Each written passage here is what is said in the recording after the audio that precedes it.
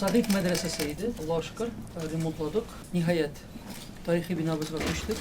Мөхәммәдия мәдрәсәсен 2020 елда төзекләндерә башладылар. Аның төп бинасы һәм 20 гасыр башында аңа кушылган Сәгыйд мәдрәсәсе аяныч хәлдә иде. Ике бинада нигезеннән түбәсенә кадәр тулысынча яңартыла. Лофт дип әйтәләр хәзер модный, но оригинальный кирпичләр, оригинальный кирпичне сакладык. 20ләп уку бүлмәсе, 2 лингафон кабинеты, анда махсус колакчыннар ярдәмендә Коръән, гарәп һәм инглиз телләрен өйрәнәләр. Компьютерлар, яңа җиһазлар, ишекләр янгынга каршы торырлык итеп эшләнгән.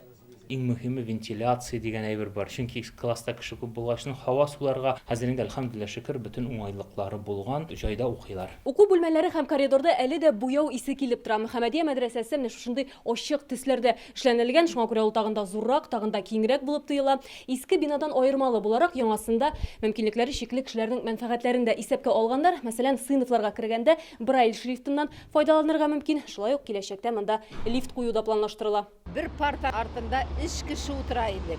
Шундый тыгыз иде. Әлбәттә, Мөхәммәдия мәдрәсәсе матурайды, яңарды.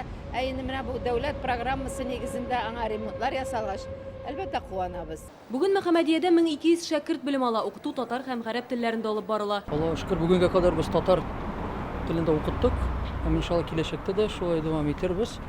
Сез үзегез игътибар иттегез, бөтен язулар гарәп һәм татар телендә генә мәдрәсә эшендә. Аллаһу шөкер. Без әлбәттә без канагать. Бина бик мәхәббәт, бик әйбәт бина килеп чыкты. Иншалла дәвам итәсе бар. 2 ел элек җәмәгатьчелектә биредә урнашкан Тулай торак бинасының киләчәге борчу уяткан иде. Аны кат-кат тикшерделәр, әмма тарихи әһәмияткә ия булган һәйкәлләр исемлегенә кертмәделәр. Хәзер ул мәдрәсә комплексы буларак яңартылачак һәм Тулай торак булып калачак. Формирующий объект, он тоже находится под государственной охраной, поэтому... Ул бина шәһәрнең йөзен тәшкил итә торган объект. Ул шулай ук комплекс буларак дәүләт тарафыннан саклана.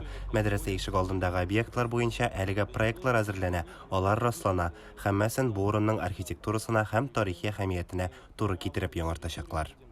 Ремонт өчен 200 миллион сум акча бүленгән була. Монда алып барылган эшләр турында Ураза гаете көне Рөстәм Миңнехановка да сөйләгән иделәр. Тагын бер яңалык 2022 елда Мөхәммәдия мәдрәсәсе югары уку йорты статусын алырга тиеш. 2022 елда ул инде югары мөселман уку йорты буларак үзенең эшчәнлеген дәвам итәчәк. Анда булачак беренче баскыч ул мәдрәсә 3 еллык, һәм инде бакалавриат 4 еллык югары уку йорты. Монда төзекләндерү эшләре дәвам итәчәк, яңартылган биналарда исә дәресләр башланды. Шәкертләр чыгарылыш имтиханнарына әзерләнә. Айгөл Бәдретдинова, Гадел Миндубаев, Яңа гасыр каналы.